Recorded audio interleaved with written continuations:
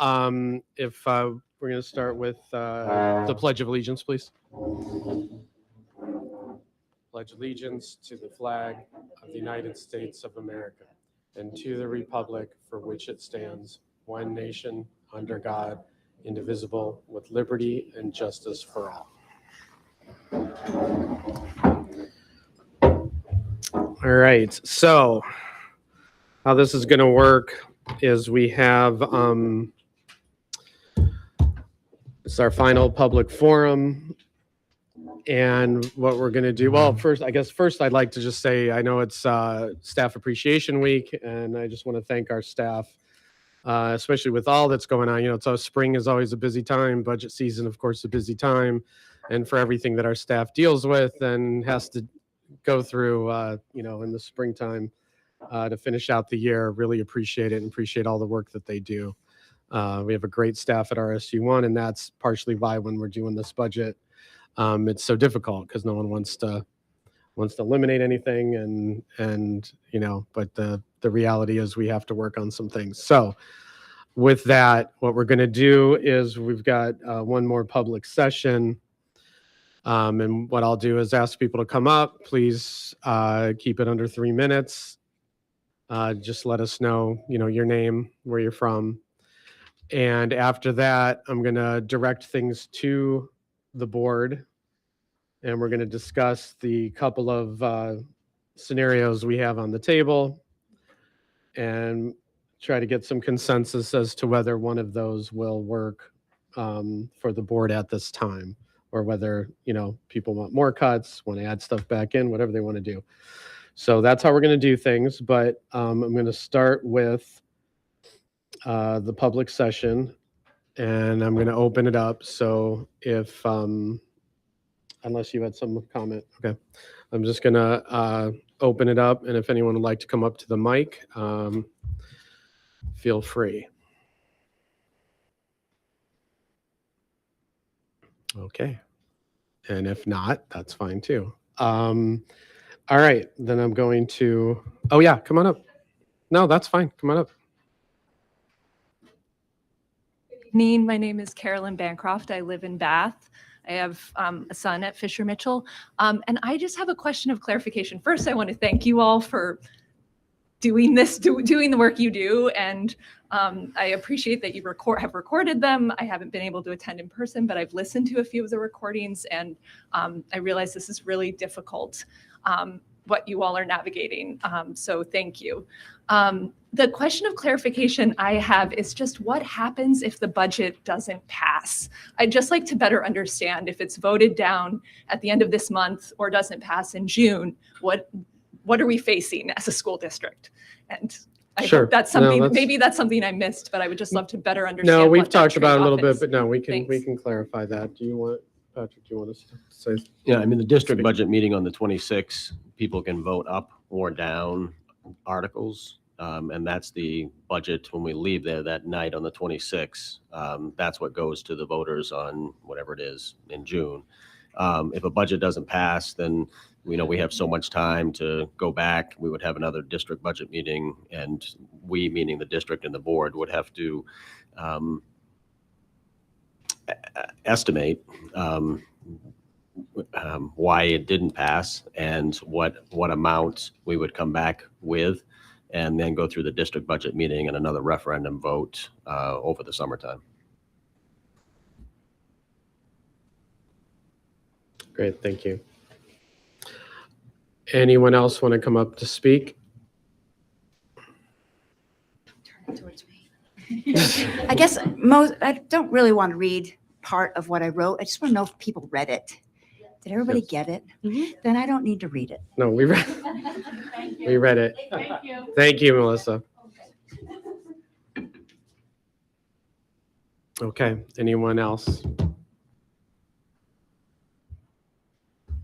Okay. Then we're going to move on. So now we get to coming up with an adoption of a school budget, as well as, so what we have to do tonight, just so the board understands, is you've got papers in front of you. There's two scenarios. You see, based on those scenarios, what how it could affect taxes on a home. We also see positions that, based on this budget, would be eliminated. And that is technically something we have to do. We have to eliminate those positions tonight. And then there are the logistical piece where we have to have someone to motion for whichever, if either of these scenarios are something people want to do, you'd have to motion for it. We discuss it. And then if it passes, our second motion, then if it passes, we have the formal motion to approve the warrants. And then if that all goes through tonight, what happens then is, 26th of May, day after Memorial Day, is when we come together for the district vote, where, as Patrick said, we present it to the public. The public has a right to comment on and, call for cutting more, call for putting something back in at each of the cost centers. And then whatever is at the end of this that has been voted in or maintained or cut, whatever it is, that's what will go out on, I think it's June 9th, I'm going to say.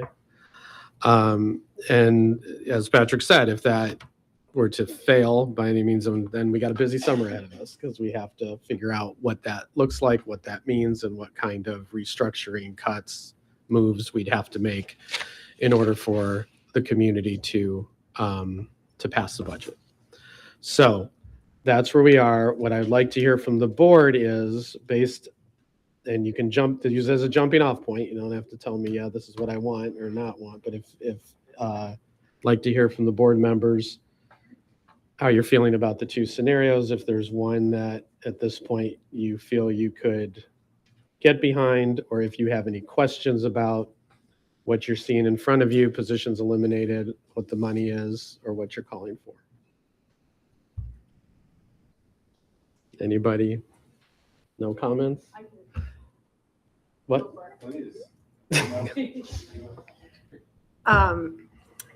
Well, I'm leaning towards the one with the part-time secretaries added back in.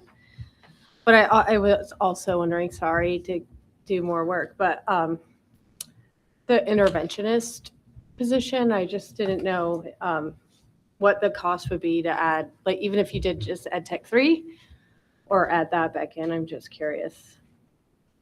Do we know what? What's the difference between a 2 and a 3, Deb, roughly? Well, it all boils down to what's available for the, Title? for 2 or 3, probably 30,000, but it's all grant funded, the whole position. So if there's any change, and the grants funding came through, and basically it's almost similar, a little bit less than this current year. So it depends on what we have available for grant funding. Yeah, Katie, do you want to just explain that position that has changed since the last meeting you had, where that money comes from? Just want to explain that to that board. Sure. So our interventionists at Fisher and at Dyke Newell are all paid through Title I funding.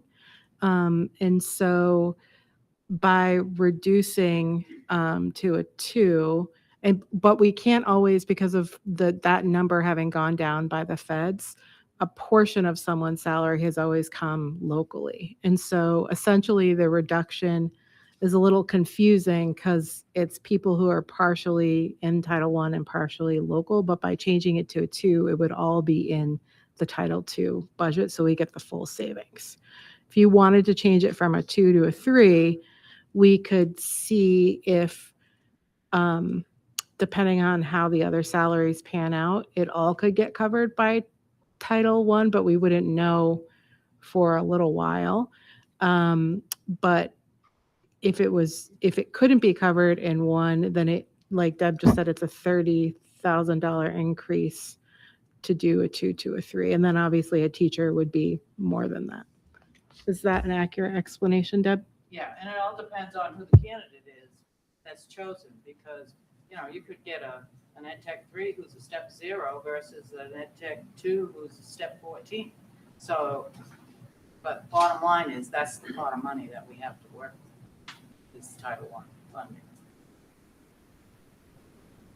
That may not be real helpful. Does that answer your question, Megan? Does that, I mean, does that Yes. still, does It's- it change your mind or not, or? Well, what do you it's think? just, I've been struggling with this position. And I think it was something that Melissa even pointed out, like, I don't know. Yeah, I know you're saying you're going to have somebody there, but sometimes having somebody there, like, I think it can create more work for the people who are already doing the more work. And it would be Beth Kaiser, our RTI coordinator, who would be overseeing the ed tech. Okay. So So she would be planning. it would be work for Beth. Okay. Not our interventionist per se, although they would obviously be on the ground and checking in. But Beth officially would be the one providing the person with the programs to use, helping oversee the caseload, creating the schedule. Mhm. And paperwork and. Yeah, exactly. And she oversees the whole program. So Right. that makes me feel better. Would Okay. it be better, obviously, if it was a 3? Right. Absolutely, because the person would potentially have more, background training. Would it be better if it was teacher? Absolutely. Mhm. I mean, depending on how the funding pans out, I can also know if it's going to be Title I funded. It's helpful to know that the board would support a 3 in the federal funding if, for instance, it's a person who's lower on the 3 scale and therefore not more than we would have planned for a 2. Uh-huh. Do you know Okay. what I mean? Since it's Yes. already federally funded in the Yeah. first, like I can try when we're looking, we Yeah. could post potentially for a 2 or a 3, but then just be really mindful about not any 3 if we can't afford how many years of experience, for instance, a person has. Okay. I don't know if that makes you feel better. A little, Okay. teeny tiny bit.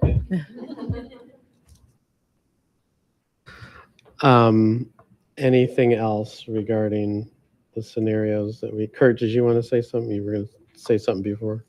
Oh, yeah, I thought we were all going to be on the record here. I will be. I'll talk next. Okay. Go ahead. Deb, does that, I know you're not going to be here, but does that seem, how do you feel about that? Yeah, that idea? The Title I, Yeah, advertising a 2 and or a 3, and then, like, what, do you think that's I mean, feasible? if you hired a teacher at step 0, that probably costs the same as an ed tech 3. So it all depends on who the candidates are, who the team is interviewing, and what's available for money after the positions starting to, be filled. Well, okay, so looking at these 2 options and looking at and hearing about people who are talking about their taxes going up significantly, and looking at all the positions being eliminated, I don't have any new thoughts or questions or requests of the administration. I don't think they should be spending more time than they already have trying to figure anything else out, because I'm not happy with the tax increase. I'm not happy with the positions eliminated. That being said, I would support including the part-time secretaries at the 50,000, whatever. Getting back to what Jamie said at a previous meeting about how we have tried to add a little bit back into most of the areas that were cut, not all of them, but some of them, like the nurse, and the interventionist, et cetera. But so I do support adding in the 2 part-time secretaries. Okay, thank you. Did you want to speak, Jen? Sure. To clarify, just for anyone listening, or anyone looking at the documentation, the mill rate examples that we were given out, those are not anyone's taxes. That's just the educational piece to your taxes. So based on the budget without the secretaries, I understood that the actual increase in Woolwich is going to be more around the $400 to $500 amount in terms of all the other things that go into the budget. No, those things are in flux and those things change, but that was the most recent thing that our select board said to us. So it's this 108, whatever amount it is that you're looking at here in either part, that's one part of your taxes. That's a big section of it, but only one part. I was really grateful to see that we have a one-time subsidy increase in this budget. I don't think just because we've got that subsidy increase that we should turn around and add back more into the budget. I think that it's an opportunity to try to use that funding to help preserve what we have and help the impact on our local taxpayers. I've been really worried about these cuts, and they do concern me. I looked back, and I have to say that voting on this budget is going to be the 25th budget that I have voted on for this district. So I have a long history of a lot of concern and wanting to help provide our districts and our schools whatever we can. I have started doing some research, and I've said to Patrick and Katie about this just starting, but have started to research on how maybe main care reimbursements can help our budget in the future. There's some new things going on at the state right now, and I'm just beginning to understand them. It's no silver bullet by any means, but one of the things that I was informed by a person who is our state liaison between main care and education is that if they get through something called a rate study, if they get through rulemaking, that there's a possibility that school nurses will be able to, as I understand it, school nurses will be able to get reimbursed for services provided to all students that have main care, not IEP students only, like how main care reimbursements usually work, but to a much better set. So I am very hopeful. It can impact this budget now, but I'm really hopeful that we may, if it works out, if Katie and Patrick and everyone says it doesn't hurt our funding, if it works out that those can be some ways that we can use that main care reimbursement to help fund more of these services to our kids. And I think anything that we can do for that is an important thing to research. So I have a little bit of hope. It takes attending some meetings this summer, and I plan to do that just to help inform myself. Given that, I don't support the increase of the secretary positions, and I would like to see a further reduction in the budget numbers that we're looking at here by $100,000. And that's just my wish. Okay, thank you. Anyone else want to comment on where we are? Jamie, no? You don't have to. I'm just Yep, I will. giving people an opportunity. Yep, I will support the budget that includes the part-time secretaries. Patty, anything? Same? Okay.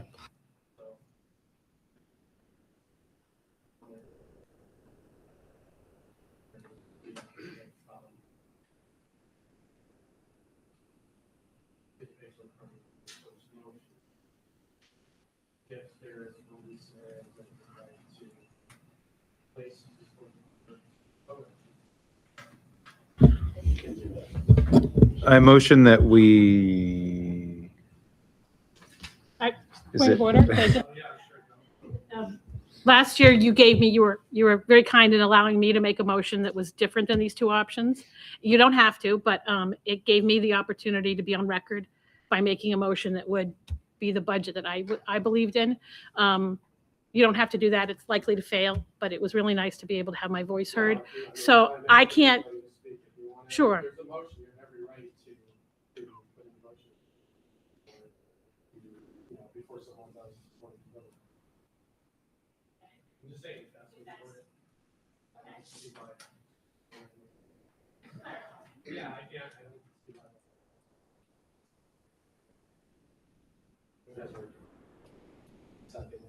Sure, yeah.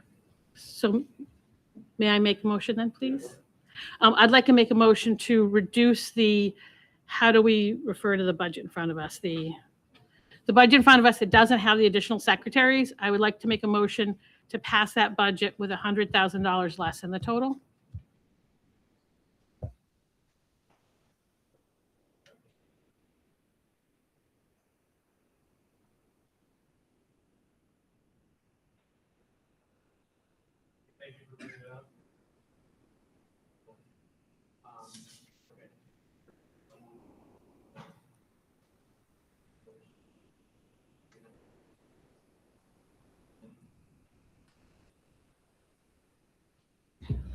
Okay. I motion to approve the RSU1 FY27 budget proposal for the total amount of $47,657,517.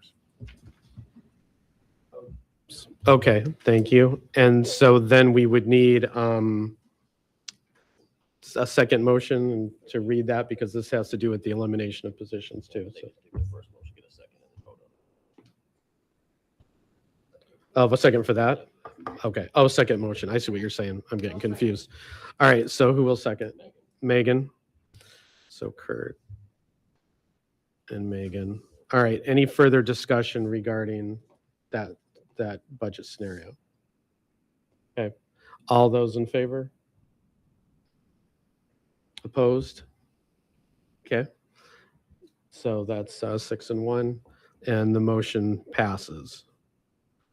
Now we need a second motion, and this has to do with approving the elimination of the positions that were presented under this. Yeah, right? I can just read down through those quickly. So Ed Tech 2 at Bath Middle School, library position at Bath Middle School, which will be replaced with an Ed Tech 3, one custodial position, science position at Morse, Ed Tech 2 at Woolwich, half of a position, middle level world language, 0.4 nurse position at Phippsburg, and an interventionist position at Dyke Newell, which will be replaced with an Ed Tech 2 or 3. But so those are the positions that we're voting on tonight as a group. Okay. Everyone clear on that? So if you're clear on that, I now need a motion for that.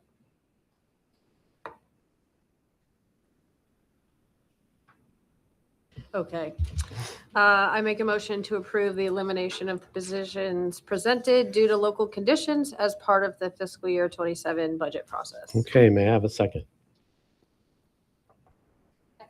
Second by Jamie. Any further discussion, questions? All right. All in favor?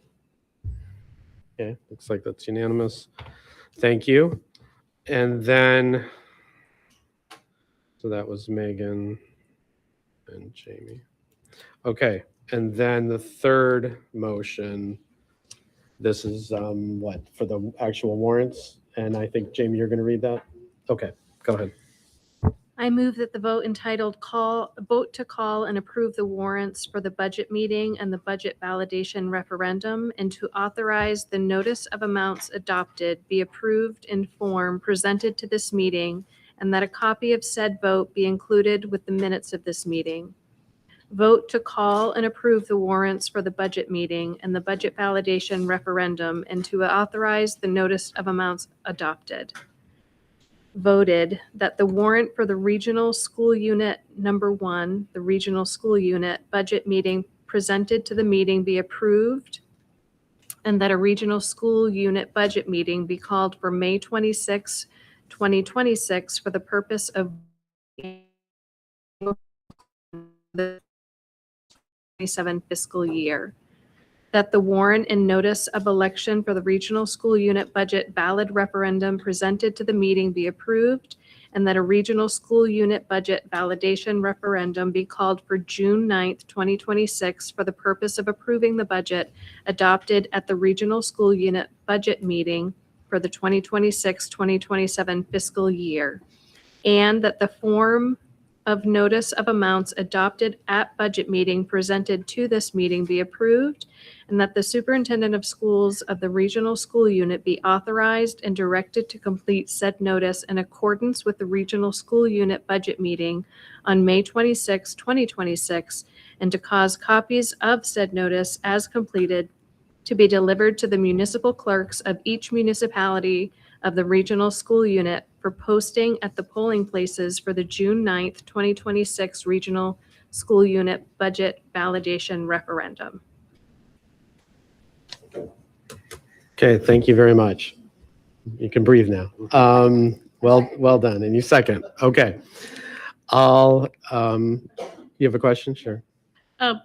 So I started thinking about what we present to voters when they go to vote on our school budget, and it's been two questions. It's been a question of, do you support what the state funds, and then do you support us spending more?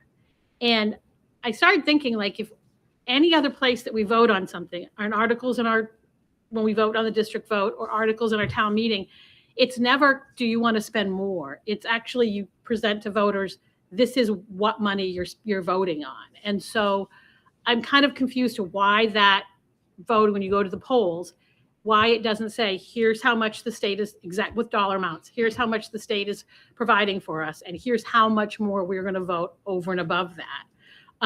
If that would include either the whole district or by town, if the people are going to the polls in any of our towns, to be able to have in front of them, this is how much above and beyond our budget that we're spending. And so it just kind of struck me that it seems like it would be helpful to people to be very transparent, to say, here's really what you're voting on. My understanding is that timing, that actual referendum has to be printed in time, maybe before our district meeting happens.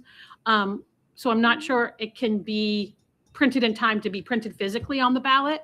But I think that, I don't know if it could be, it'd be great, but it would also be nice to have an addendum to that, that if we had something to show voters, this is really what you're voting on. This is how much of our budget the state funded, and this is how much of our budget we're, spending on these really important things we think is important to spend on. And here's it by town. So any voter could go to the polls when they vote and try to help them be as open as possible about what we're trying to do. I think Without you're all, going all long of that way. is posted, right? That's what we're doing on the, right. So we're doing on the 26th. Talking about At the polls. Yeah, at the polls itself. How you're saying how the referendum is worded Yeah, right. is what you're And it can't questioning. be added to the referendum but printed, because maybe there's not enough time Between that district and vote the other and one, June right? one. That might be Wouldn't why an it's done that addendum way. we would provide. Wouldn't be part of the referendum, but I just want to be able to let people know more about what it is. Well, it is available, and we do let people know. Go Can ahead, I- Deb. Yep. Can I make a comment? Yep. So what you're signing tonight is one warrant that I prepare that I'll post in all the towns. That warrant has one article in it that specifically says we will raise a certain amount of money, which is $8 million more than the EPS formula. That's very clear in this document. These other documents that you'll be signing tonight are all warrants to go to each town for the town to approve the vote and the budget validation vote. So those are signed by each town and posted throughout the town. So as everybody's sitting at the big June 26th meeting, it's real clear, because every cost center has an article that's explained and discussed. And the front sheet of the paper of the budget document specifically says what each town is raising. So I think that it's clear, if people came and asked questions and read through the documents, that they'll have in front of them. So what you have in your hands, does that amount show individual municipalities, Yeah, because it goes to each. non-state? Not just like It non-state? shows it in one revenue article, which is required by the state to specifically say, town of Arousek, they have to raise, well, let's look at Woolwich, because this is Yeah. what we're talking about. Yeah. $6.7 million that the EPS, that the town has to raise in order to receive $3.6 million in state subsidy. So it's broken down by town. So Woolwich has to raise 6.7 million in order to receive 3.6 million in subsidy. And it's broken Right. down for each town. Bath has to raise Right. 15.9, almost 16 million to receive 8 million in. So it's all Subsidy. there and it's all available. It's all broken down. No, it is. by It's all available. town. It's no. I'm thinking, the face I'm thinking. I know that you're And I'm thinking, saying but the we have- warrant, that's not the wording that's Okay, in the but referendum. Regardless When that, we're we can reading it. still talk about it, Yeah, but we have a just- motion on the floor. So I'd Oh, we like to do? move- Yeah. Oh, I'm sorry. Second one. So you. Oh, I'm sorry. It was a more of a question. quick Thank you. question. So I want to get back to that. And we have, if there's no other discussion, all those in favor? Any opposed? No. Okay, so that passes.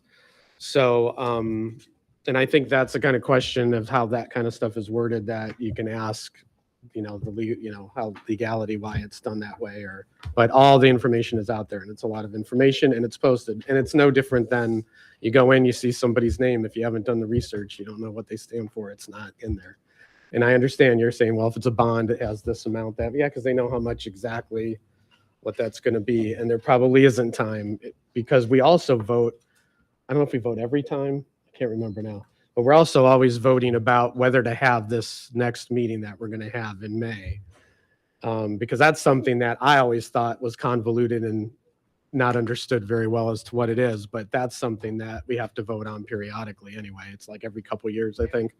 3 years, there we go. Whether to continue to have it. But just so the public knows, so here's where we are. So we're past these warrants. We're going to sign them. It's going to go to all the towns. The next step is that May 26th meeting. It's going to be in the gym. Not the gym, auditorium. Thank you. At the auditorium at 6 o'clock, like it was last year. And that would be the opportunity to address each cost center. So if you live in the district, you have an opportunity to vote. And we go through each cost center, and then we end up with what we end up with at the end of that for folks to vote on. And then just again, keep in mind, this is government at its either best or worst. No one's happy. You come with a compromise. There are certain things people are happy about, certain things people are unhappy about. Everyone's doing the best they can and trying to give the best picture that we can. And so we do this together as a community. We vote on it. And if it fails, then we have some really even more hard work to do to determine just how much more of a cut or what needs to be re-entered or whatever it is in order to make this work for our community. But, we're working with the limitations of state and federal money and then what we have to raise because of it. So it's not all this community's fault. It's there are bigger things happening, but we're the ones that have to deal with it. So I appreciate everyone's input. I appreciate everyone being here. All the discussion, I'm glad we can agree and disagree and have civil discourse about it and move forward with this. And again, appreciate everyone for taking the time, for coming out, for caring for the community. And I will ask for an adjournment. Second. Go, Megan. All right, all in favor? Okay. Thank you, everyone. Have a good evening.